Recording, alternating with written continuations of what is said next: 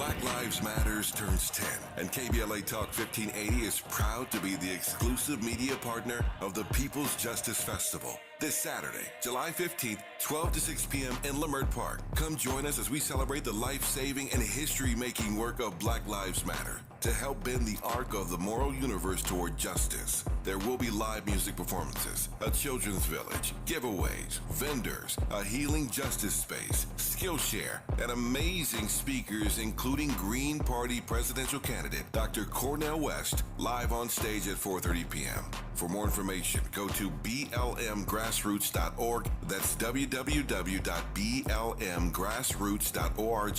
Dominique DePrima and Tavis Smiley will be main stage hosts throughout the day, and the KBLA Talk 1580 delegation will be out in full force. So, join us this Saturday, July 15th, 12 to 6 p.m. in Leimert Park as we celebrate the 10th anniversary of Black Lives Matter. This is a community call to action from KBLA Talk 1580. I done plant my seeds, now I'm rooted. Brown skin popping, I'm rooted. Can pull the hood out me, I'm rooted. Rooted, nappy head, rooted. Hey, so I'm calling your show, 'cause I need to know. Show me which way to go before I throw my man out the door. Okay, hold on a second, Keisha. Just let me ask Ronald exactly what's going on, because it takes two to tango, and I need to hear his side of the story. So she's driving me insane, got stress heavy on my brain. She keeps playing silly games, man, I'm about to bring the pain. We seem to fuss and fight every day and every night. Please give some advice so we can see the light, see the light.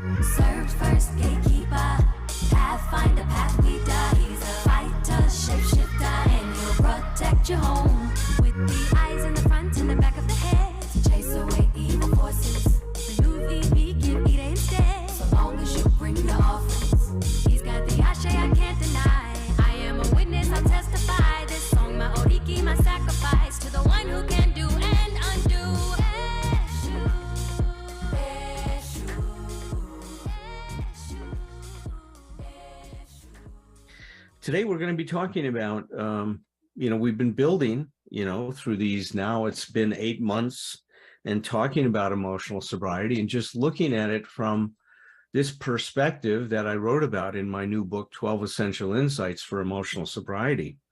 But what has to happen as we develop a practice that leads to emotional sobriety? And the first insight that I talked about was waking up from our sleepwalking. Is that we have to now come to a realization, and this is the way that Gurdjieff put it, is that we've been dreaming that we're awake, but we've been really sleepwalking through life. And what happens is we start to wake up, we realize that the consciousness that we have is just one consciousness of many possibilities. And that a lot of the troubles that we're experiencing is because of the way that we look at the experience that we're having in our life. And that experience is filtered through our consciousness. So the second part is that now there's somebody else speaking somewhere. Tom, can you mute them? Thanks. when we wake up and start to realize that we've been sleepwalking, we start to now pay attention to how much consciousness are we really bringing to our life.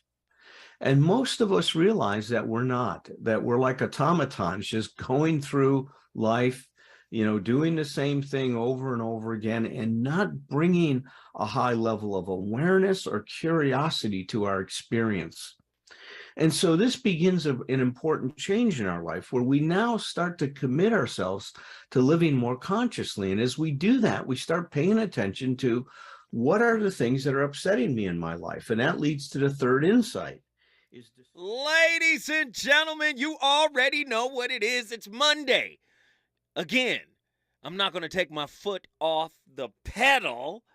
So you know I got to start the week off on fire. That was my friend, Dr.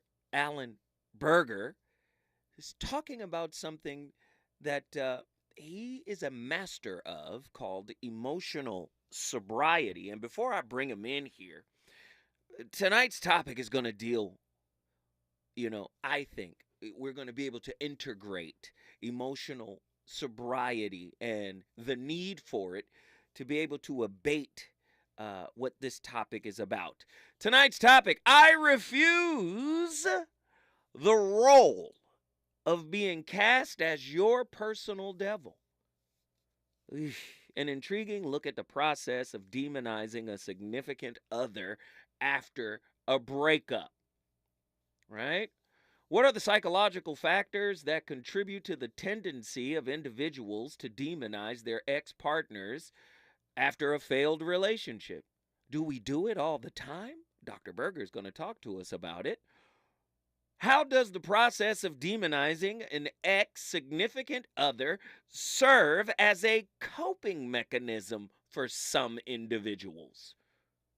Are there any evolutionary or biological explanations for the inclination to cast an ex-partner as a personal devil? Why I gotta be the devil in your story?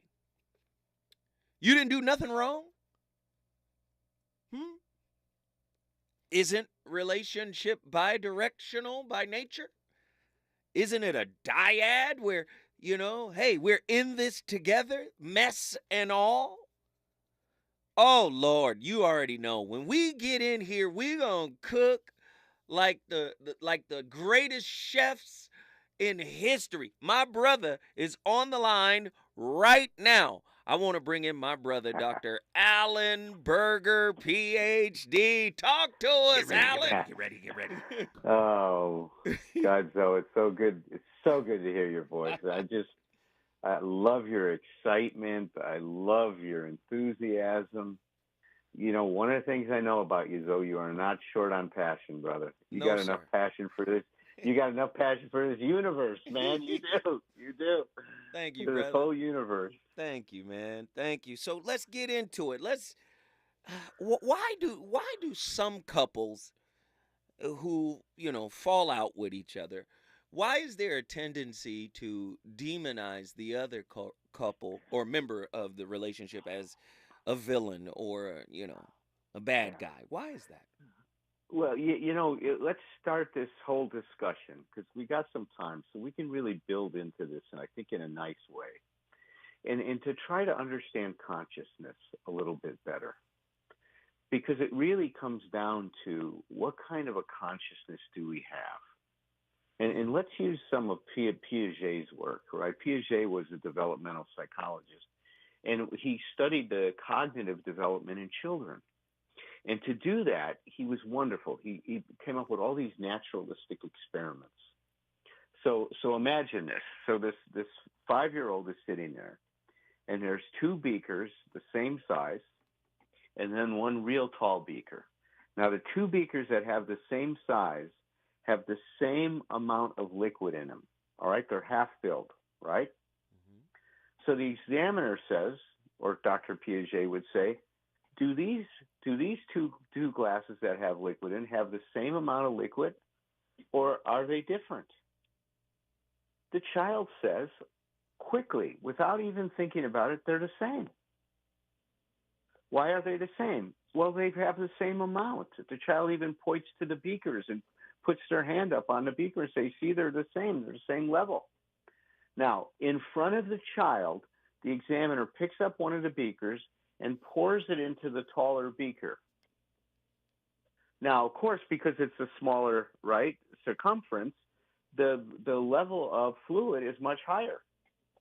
Now the examiner says to the child, do these two beakers have the same amount of fluid, or are they different? You know what the child says, though? What? They're different.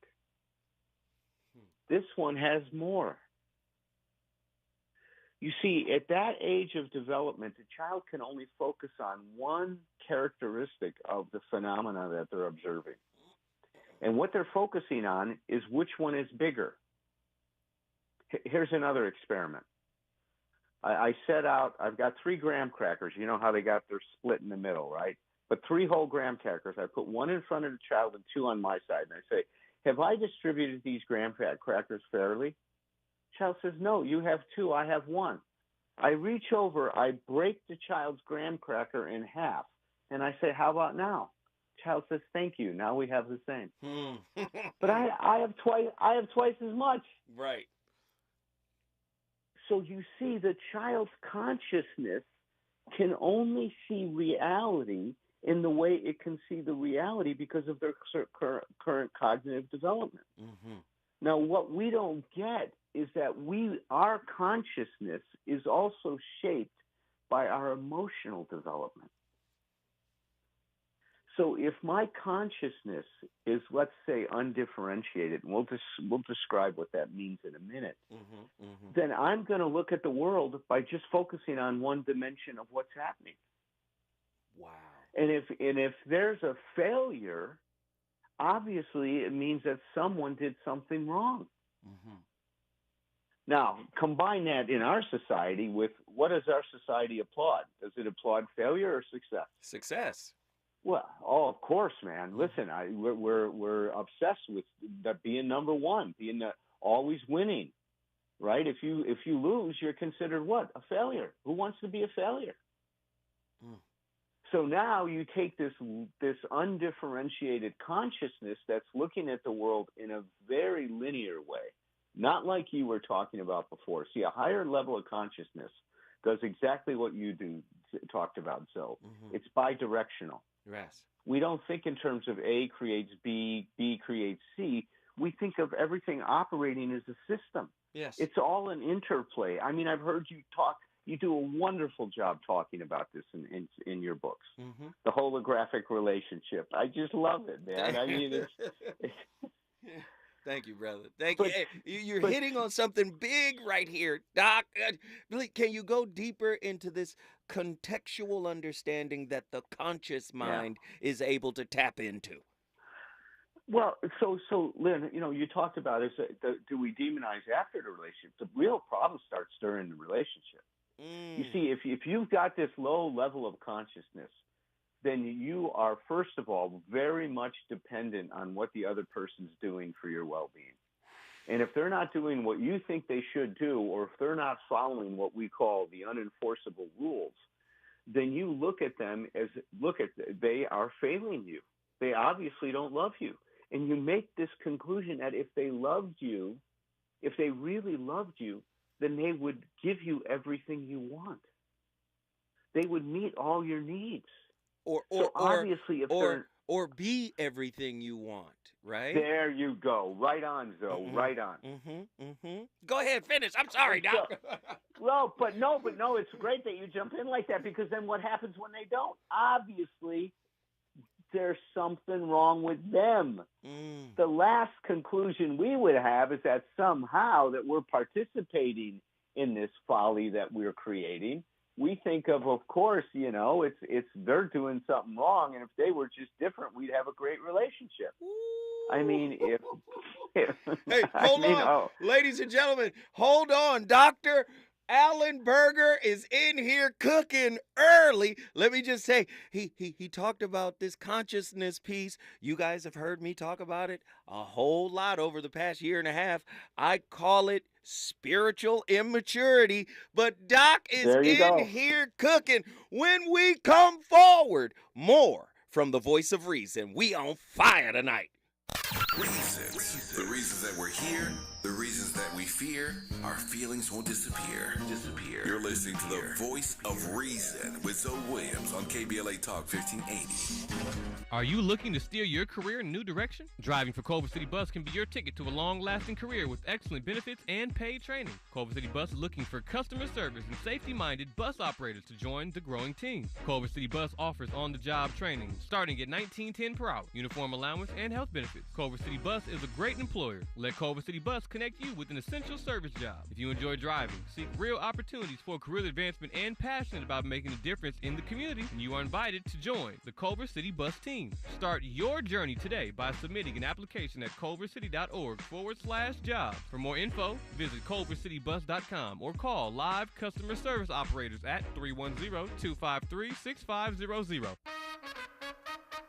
I'm James Alexander, a proud member of AARP. 1967, I was 17.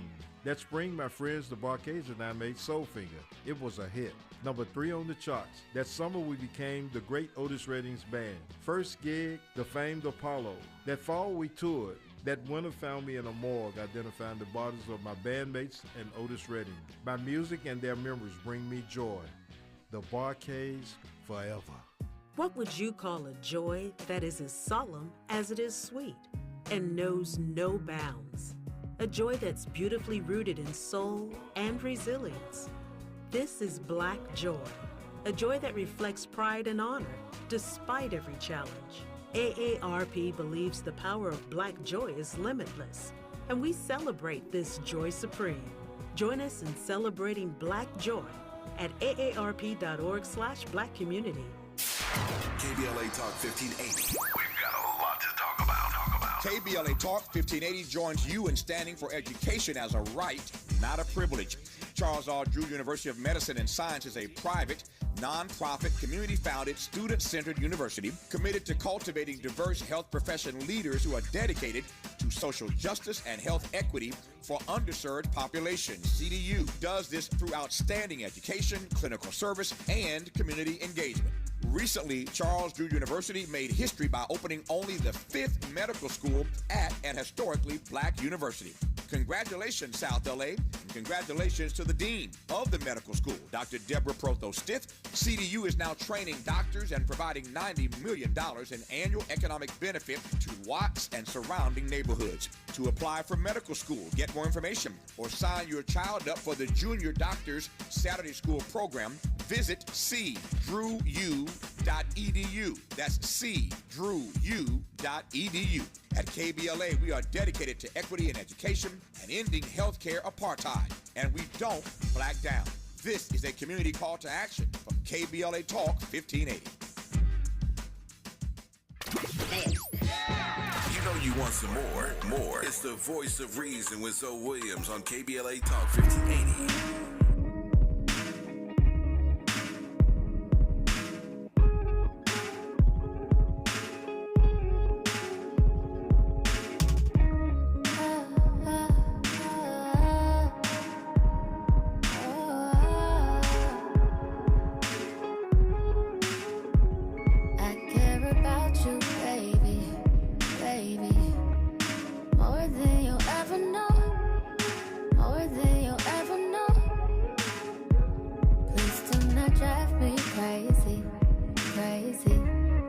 Ladies and gentlemen, you already know what it is. My playlist is my co-host.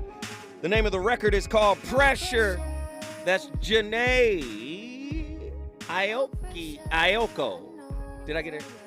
Aiko. Janae Aiko. Yeah. You already know my playlist is my co-host. I always put songs together that make us think about the topic even more deeply. And tonight's topic is a heavy one. The demonization of our partners after a tough breakup is something that's quite common. The demonization of an ex partner can indeed be a reflection of unresolved feelings or unresolved conflicts. When a relationship ends, it is not uncommon for individuals to experience a range of emotions such as anger, hurt, betrayal, and disappointment. These emotions can be overwhelming and may lead to a desire to assign blame or vilify the ex partner as a way to cope with the pain. Now, from a psychological perspective, demonizing an ex partner can serve as a defense mechanism by painting the ex partner as an entirely negative or evil person.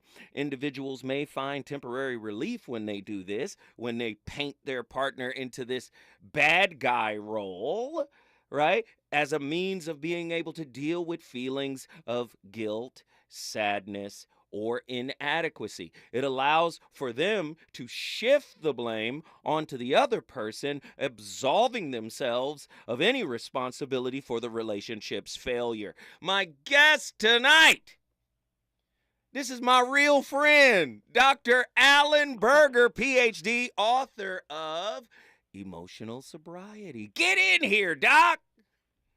Hey, Zell. God, the description you just read is so right on, man. I would just sweeten the pot a little bit. Mm-hmm. And I would say that these unresolved feelings are oftentimes a result of a childhood trauma that hasn't been addressed. Mm. You know, so if you got some issues that you haven't worked through, you know, I love the analogy that childhood trauma is like being in a car accident that kind of fragments your bones. Mm-hmm. And so you may heal up from that accident, but you got these bone chips in your body, right? Mm-hmm. And then through time, they start working their way to the surface of your skin. Sometimes that might take a couple years. Sometimes it may take 20 years. But what happens in a relationship will trigger all of these unresolved childhood traumas that you have. And so when that bone chip breaks through the skin, it tears your skin apart, and you are in a tremendous amount of pain. And then because you don't understand and you don't attribute it to the right issue, you say, God, if my partner was different, I wouldn't be feeling this way. Wow. See, they were supposed to make me feel what my parents couldn't make me feel. They were supposed to reverse the trauma of my past and give me the life I've always wanted. So wait, Doc, you're hitting too hard right now. Are you saying there is a latent, unconscious hope and desire that our partner, our significant other, kind of shows up in our life as some type of hero to save us? You got it. Come on, talk to me, man. Well, that's it, Joe. It's good. They're gonna reverse the experience of my past. If I wasn't listened to, they're going to listen to me. If I wasn't seen, they're going to see me. If I didn't feel loved, they're going to love me in the way that I've always wanted to be loved. But no one can heal that. No person can give you that. You know, a relationship just doesn't happen like that. You can create that, but it's got to be something like you said. It's bi-directional. Mm-hmm. You and I both. There has to be a mutual commitment to our mutual benefit. Which means that when we're disappointed, and so this is going to be the other point I want to hit tonight. Mm-hmm. Disappointment and disillusionment is a natural phase of any romantic relationship. Come on, Doc. It has to happen. And it doesn't mean something's wrong. It's just a phase. But most people, when they hit this disappointment, they say, "See, this is the wrong relationship. I got to find the right one. Let me find the person that's going to love me the right way, that's going to make me feel okay, that's going to make me whole." Well, good luck. Good luck with that. Doc, you're hurting my heart right now. You're hurting my heart. My heart can't take it. What you're basically saying is the way our thought process is set up, because for the most part, many of us are largely self-unaware. There's a gross lack of self-awareness, right? So what you're basically telling me is there is no space in relationships for human beings. Meaning, if humans are inherently flawed, I call us whips, works in progress, because we I like that. You see, because we have all of these stipulations and ideas and constructs and ideological framework to protect us from the wound that we inherited from the home, if we can't be the hero, while at the same time, the hero normally isn't human either, right? Except for Batman. That's right. Tony Stark's man. But do you see?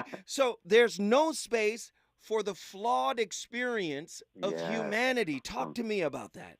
Oh, boys. Oh, see that, when you say it's, the book I'm working on right now is called Room Enough for Two, Emotional Sobriety and Relationships. And what you just said is so, I'm going to have to put this in the book because of the way you just said it. And I'll attribute it to you because you're brilliant. Thank you. It's what it says, what you just said is there's no room for two people to be human. And see, this is the greatest crime. This is the crime of love, man, is we don't expect someone to be human. We expect them to be what we think they need to be or what we think they need to be for us to be okay. So we don't see our partners as they are. We see them as we wish they would be. And how can you have a relationship with that when you aren't in relationship with the person? When people get together, they don't really see each other. They think they do, but they don't. When you see each other, when the disillusionment happens, when the disappointment happens, and if you just happen to be with someone that you can work through this with, that's when you get to what we call the I to thou relationship, where there's an authentic love, man. And if you can get to that, then it's going to move you towards the wholeness that you needed, because you're going to be doing the work you need to do to heal yourself.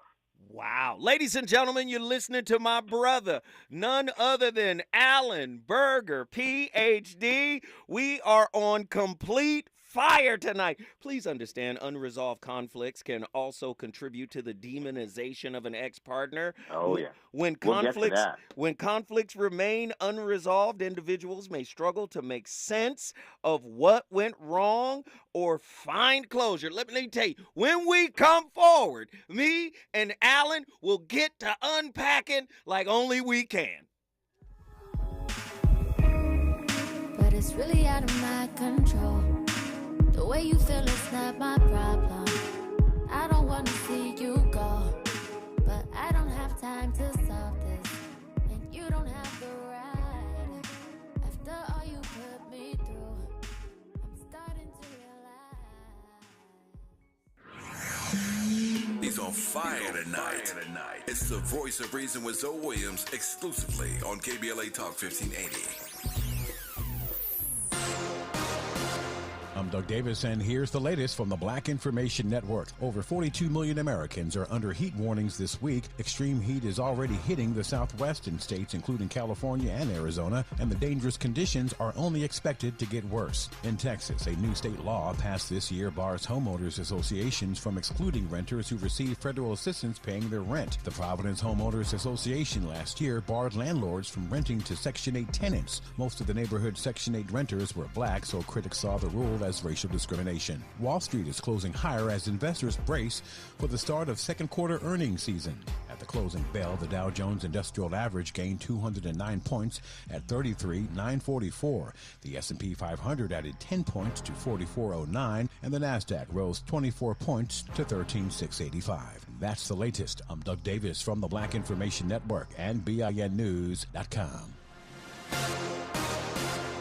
Need an accident attorney by your side? All you got to do is call the accident guys. Injured in a car accident or at work? Call the accident guys to speak with a real expert attorney for a free consultation. Gotta stay fresh, my house shot with a rest bar, Have you visited us online for the grand opening of KBLA.store? For the best in new merch, gift ideas, books, media, and more, log on to KBLA.store. Be sure to check out our KBLA team favorites at KBLA.store today. That's KBLA.store for all the official merch on your favorite talk radio station, KBLA Talk 1580. The bounce is back. Need a fresh start? LADWP income qualified customers can get up to $15,000 tax-free to pay overdue water utility bills with the Low Income Household Water Assistance Program. Benefit amounts may vary and will not impact other benefits. Visit ladwp.com/cares and apply today. That's ladwp.com/cares. KBLA Talk 1580. We've got a lot to talk about. KBLA Talk 1580 joins you in standing for voting rights. When We All Vote is a leading national nonpartisan initiative on a mission to change the culture around voting and to increase participation in each and every election by helping to close the race and age gap. Created by Michelle Obama, When We All Vote brings together individuals, institutions, brands, and organizations to register new voters across the country and advance civic education for the entire family and voters of every age to build an informed and engaged electorate for today and generations to come. When We All Vote empowers their supporters and volunteers to take action through voting, advocating for their rights, and holding their elected officials accountable. Please visit whenweallvote.org to stand up for your rights, voting rights. This is a community call to action from KBLA Talk 1580. I'm getting vaccinated with Prevnar 20. So am I, because I'm at risk for pneumococcal pneumonia. If you're 19 or older with chronic conditions like asthma, diabetes, COPD, or heart disease, or are 65 or older, you are at increased risk for pneumococcal pneumonia. Ask your doctor or pharmacist about Prevnar 20, pneumococcal 20-valent conjugate vaccine. It can help protect you against pneumococcal pneumonia in just one dose. Even if you've already been vaccinated with other pneumonia vaccines, Prevnar 20 may help provide added protection. Prevnar 20 is approved for adults to help prevent infections from 20 strains of the bacteria that cause pneumococcal pneumonia. Continued approval may depend on a supportive study. Don't get Prevnar 20 if you've had a severe allergic reaction to the vaccine or its ingredients. Adults with weakened immune systems may have a lower response to the vaccine. Side effects include pain and swelling at the injection site, fatigue, headache, muscle, and joint pain. For full prescribing information, please call 1-855-213-2138 or visit Prevnar20.com. KBLA Talk 1580. We've got a lot to talk about.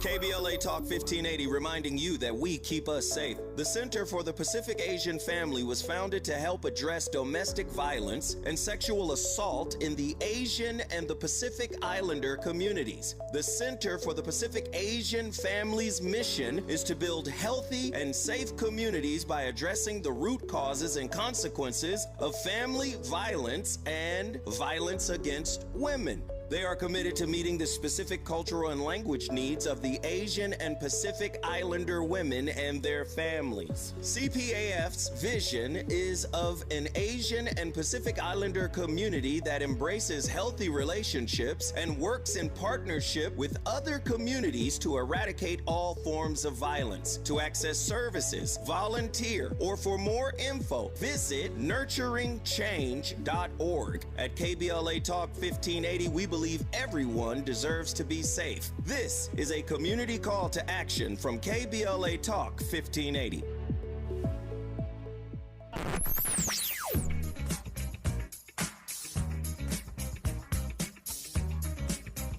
This is KBLA Talk 1580. Talk radio.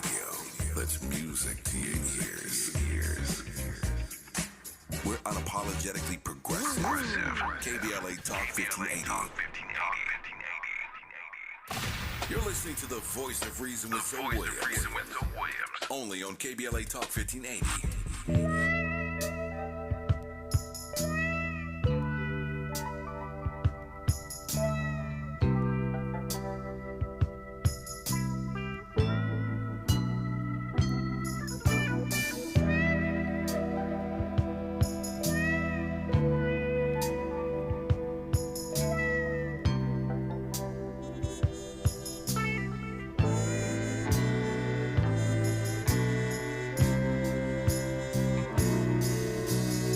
Loving you is wrong.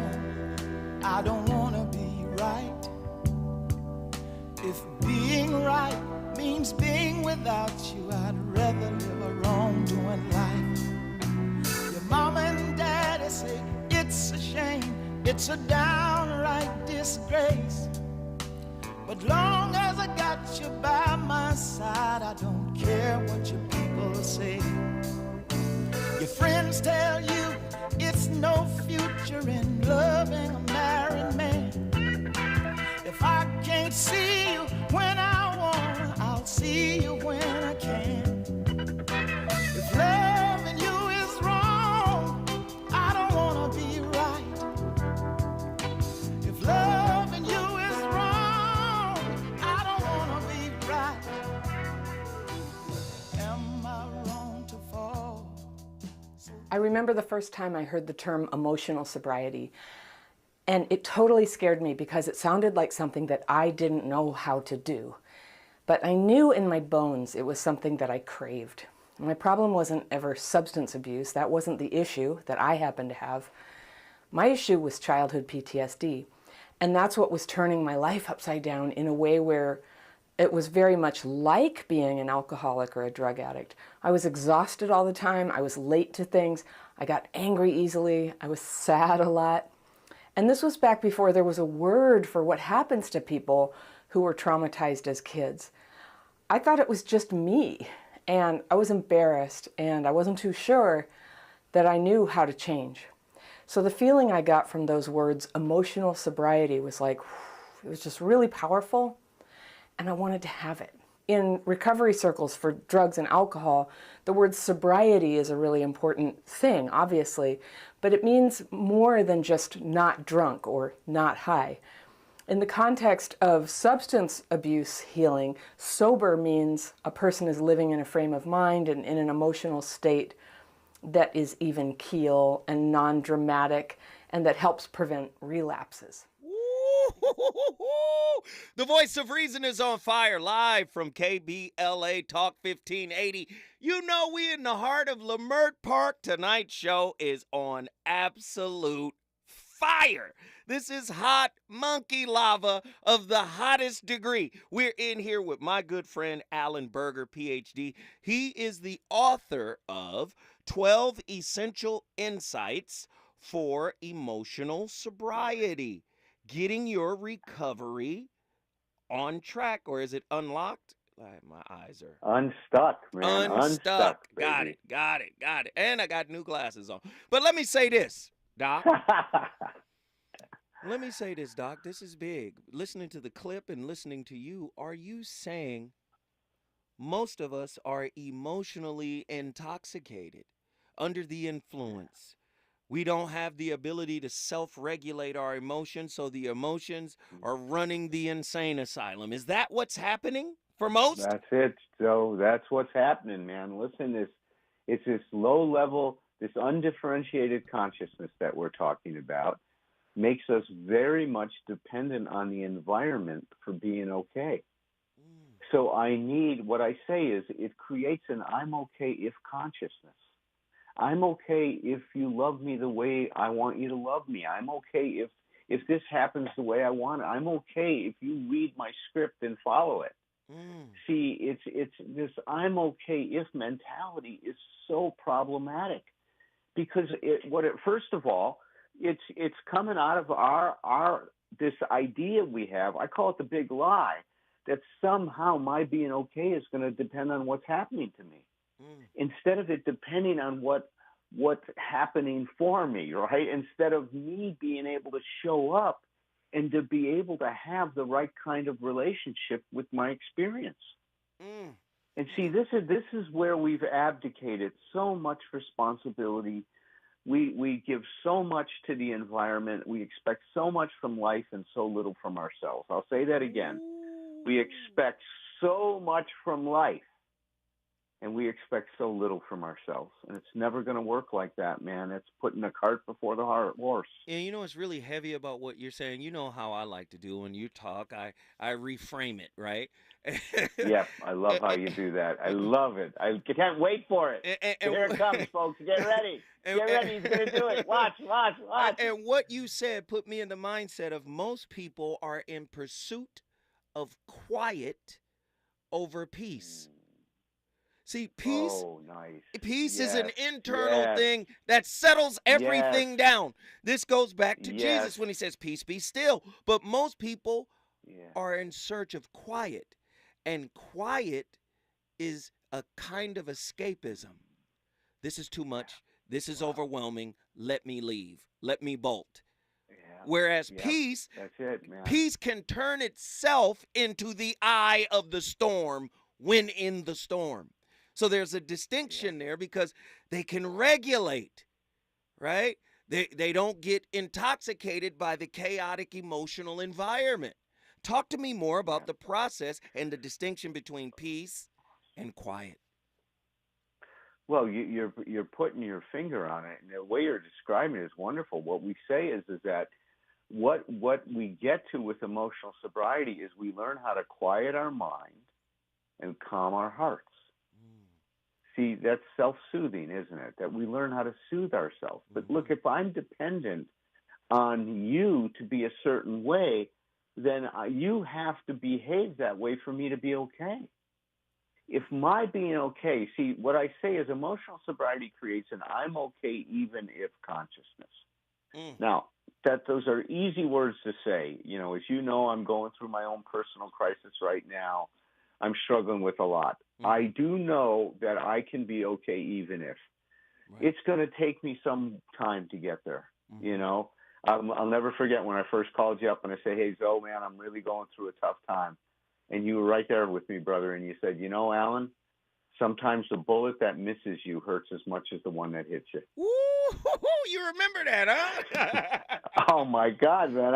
I took that into meditation for a while, brother. I mean, because you're right, man, is what I was going through as I was waking up, as I was coming out of my trance. I was seeing that the relationship I was in was not giving me what I needed. You know, all the focus was on, like you said, I was being demonized in that relationship. And see, this is one of the things that would happen. See, it's a very interesting thing. And John Gottman, the fellow that did all this study, he did some amazing longitudinal studies on relationships and marriage specifically. And what he saw was that when a marriage was going down the tubes, meaning when it was heading for divorce, that the partner that's going to divorce you recasts everything that you've done negatively. Everything. There is nothing redeeming about you. And I remember when I was going through this in my current situation, that the way that my ex-wife, soon to be, was describing me, I couldn't recognize the man she was talking about. It was like, did somebody come in and put a pot under my bed and do a body snatch on me? I mean, did somebody else been showing up in my life and masquerading as Alan Berger? I could not relate to the guy that she was talking about. I didn't see him. But see, she saw me that way, and she saw me that way, like you said, because she had to justify her walking out, her leaving. Ladies and gentlemen, I don't know if this is resonating with you, but I do know it is resonating with me. These are the type of discussions that must be had. A lot of times people don't like difficult discussions in relationships because they believe relationship is the safe haven away from the difficult conversation, but wrong. It should be the actual, what is it? The relationship should be a think tank for difficult conversations. Now, of course, you're going to need like a framework for how you talk about these things. But again, you're going to get villainized if you don't have that framework. Then you're going to look at unresolved conflicts, right? Unresolved conflicts, they're going to contribute to the demonization if the relationship breaks down.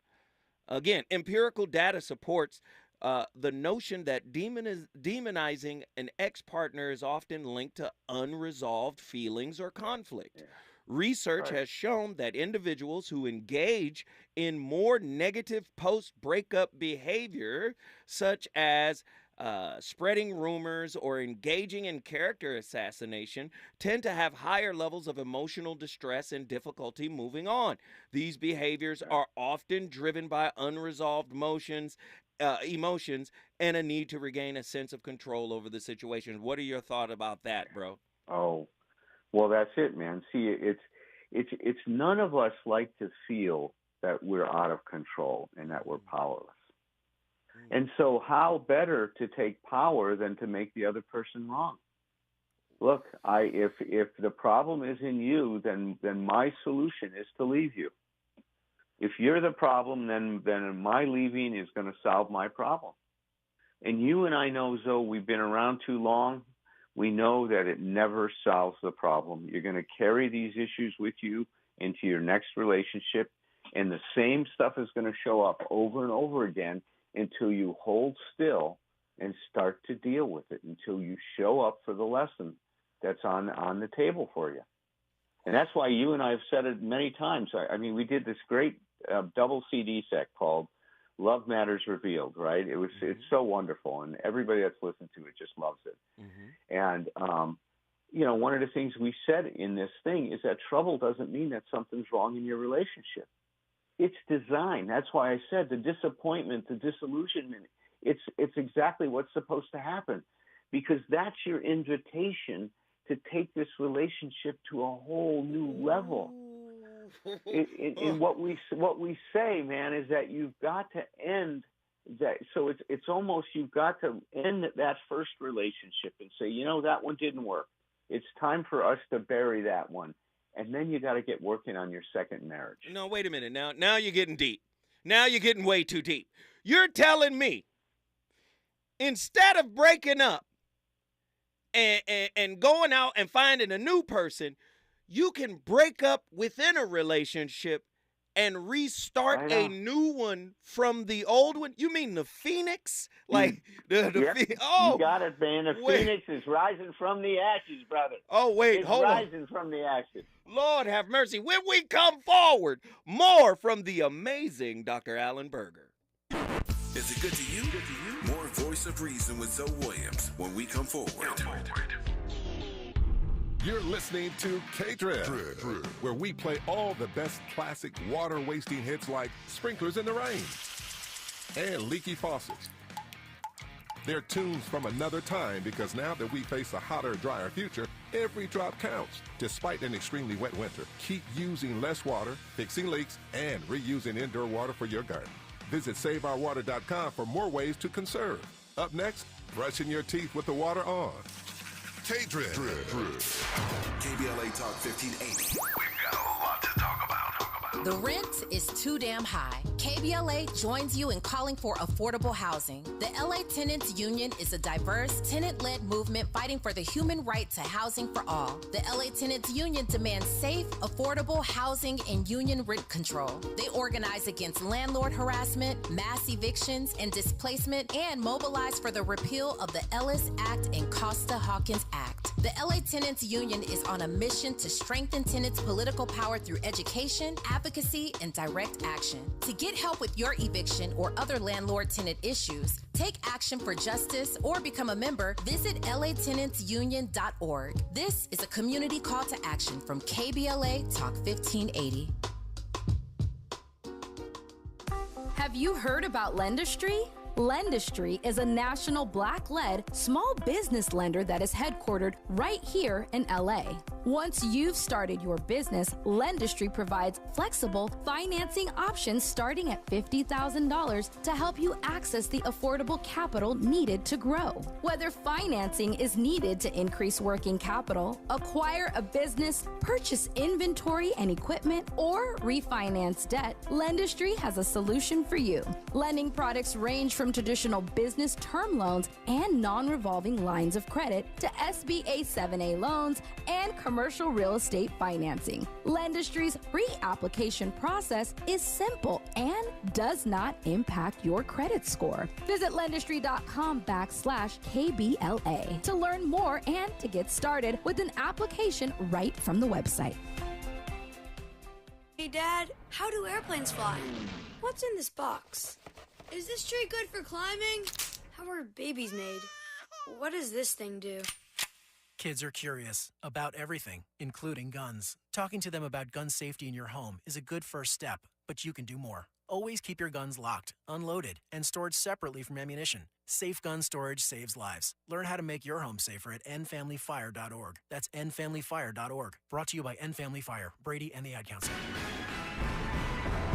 The family of Keenan Anderson is suing the city of Los Angeles for $100 million. Maisha Cairo here with your K-Black Minute News, brought to you by CaliforniaBlackMedia.org. Keenan Anderson, a high school English teacher that was visiting Los Angeles from Washington, D.C., was tragically killed at the hands of the Los Angeles Police Department in January of this year. His family, alongside civil rights and personal injury attorney Benjamin Crump and Carl Douglas, have announced a $100 million lawsuit against the city of Los Angeles. Crump and Douglas are representing Keenan Anderson's son, Sincere Anderson, and his mother, Gabrielle Hansel. The family is suing for civil rights violations, assault and battery, false imprisonment, and negligence on the part of the LAPD officers. The family of Keenan Anderson and attorneys Crump and Douglas want it to be known that this is only part of a systemic issue within the fabric of police departments everywhere. You know you want some more. It's the voice of reason with Zoe Williams on KBLA Talk 1580.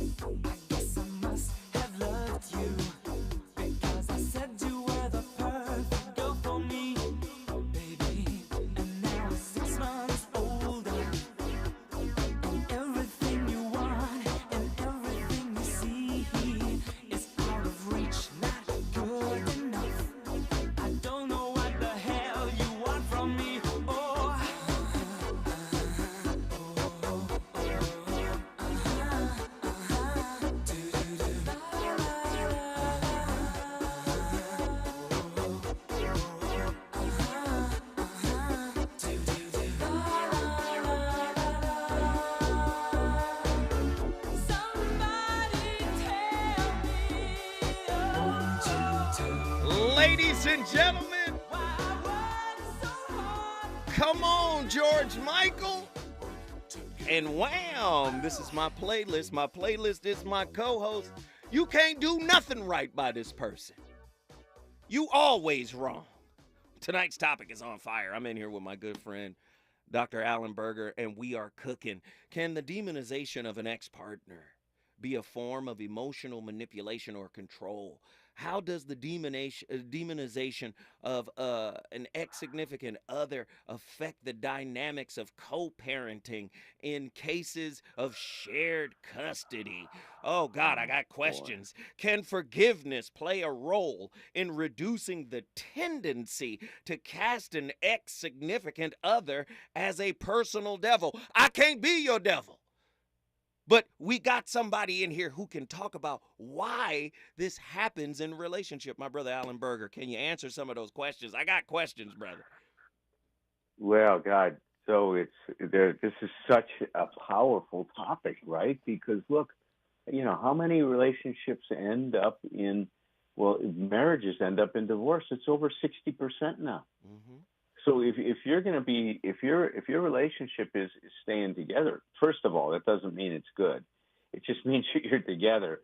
Making a relationship, a healthy relationship takes a heck of a lot of work, as you and I both know, and it takes a lot of self-awareness. A lot of self-awareness. There's something that you and I have talked a lot about, is that people need to really, really cultivate their self-awareness. Even if you add 5% to your self-awareness every day, your life would change dramatically. This is where little shifts pay off in big ways for people's lives. But let's go to the topic. Look, What we're talking about is what happens when people polarize. Talk to me. And polarization is when I'm good and you're bad. Polarization is we're right, you're wrong. And look, what do we see, man? Our culture is filled with polarization because of the level of consciousness. When you have a low level of differentiation, then if you don't agree with me, then you're wrong. See, that's the craziness that we have that's going on in this whole thing. So there's no ability to respect differences at all. Differences are demonized because we want, when you talk about it as a manipulation, if I say what you're doing is bad in a relationship, then I am pressuring you to be a good person, which means you will do things the way I want you to do them. That is an ultimate manipulation, just like silence-inducing strategies are. When I shut you down and I don't want to listen to you and I ignore you, I'm saying to you, you have to say things the way I want you to for me to validate you. See, and all of these things are what there's this one author, I love him, Dr. Michael Allen Vincent, or is it Vincent Michael Allen? I'll get his name right in a minute. He says every relationship is involved in intimate terrorism. We are always trying to control the other person to get them to do what we want, and our tactics are not much different than terrorists. Dr. Vincent Michael Allen, I think it is. I'll find out his name before we get off the show because it's brilliant. His work is brilliant. So, and people think, like for instance, when we talked about childhood trauma earlier, people think childhood trauma has to be dad is in there throwing pots and mom and dad are fighting. But there's layers to it. You can come from a household on the outside that looks normal, that looks happy, but on the inside there could be some avoidance. There can be some defective attachment styles, sort of, or challenging attachment stuff. It could be communication issues. It could be a lot of things that are happening that contribute to the actual childhood trauma. People think that happens. And then they also think that violence, when you said intimate terrorist, that's a type of, domestic violence. But guess what? Yeah. You were just talking about, stonewalling and gaslighting. Oh, yes. That's right.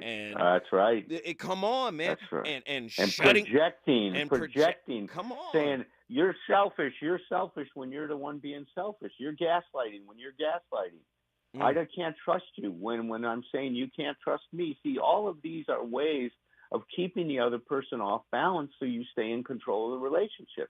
These are the things. That author's name, by the way, is Michael Vincent Miller. And I want to give it to him due recognition because it's an outstanding book. It's a bit heavy to read through because you start seeing things about yourself that made me uncomfortable, right? Because I could relate to some of the stuff he's talking about. But what we say is only the best in you can see the worst in you. Here, I want people to hear that. Only the best in you can see the worst in you. And if you want to start working, start taking a look at the worst in you because that's the best in you operating. All right, here we go. When we come forward, back to my brother, Dr. Berger. He is on fire. When we come forward, we're going to cover more questions, and we're opening up the phone lines for callers if you want to ask Dr. Berger a question. KBLA 1580 Santa Monica. I'm Doug Davis, and here's the latest from the Black Information Network. Over 42 million Americans are under heat warnings this week. Extreme heat is already hitting the southwestern states, including California and Arizona, and the dangerous conditions are only expected to get worse. In Texas, a new state law passed this year bars homeowners associations from excluding renters who receive federal assistance paying their rent. The Providence Homeowners Association last year barred landlords from renting to Section 8 tenants. Most of the neighborhood Section 8 renters were black, so critics saw the rule as